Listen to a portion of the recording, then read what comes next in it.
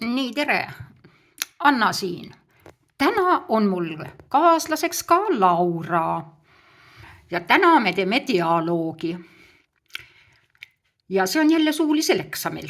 Ja vaatame kohe. Võtame juuksuriteenuse. Halloo! Kas juuksur kuuleb? Jaa, halloo, juuksur kuuleb. Mida te soovite?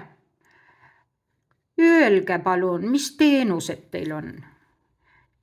Oi, meil on palju teenuseid. Esiteks, me lõikame juukseid. Teiseks, me värvime juukseid. Kolmandaks, meestel me hajame habet. Aitäh, aga kui palju maksab juuste värvimine? Juuste värvimine on päris kallis.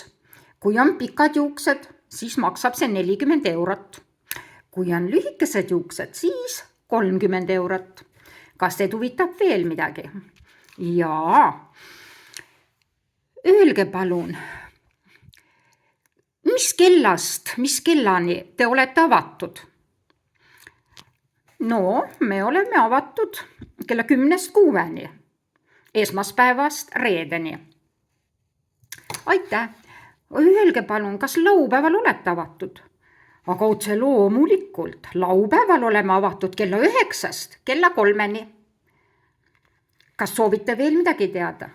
Jaa, öelge palun, aga kus teie üldse asute?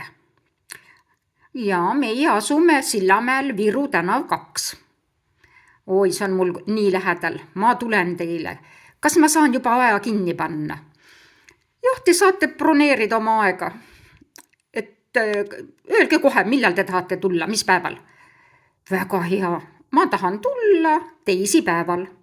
Ja kas teil on vaba aega kell 5, 17:00? Üks hetk, kohe vaatan.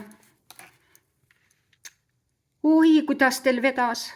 Te saategi tulla teisipäeval kell 15:00. Aitäh teile info eest, kohtumiseni, nägemiseni.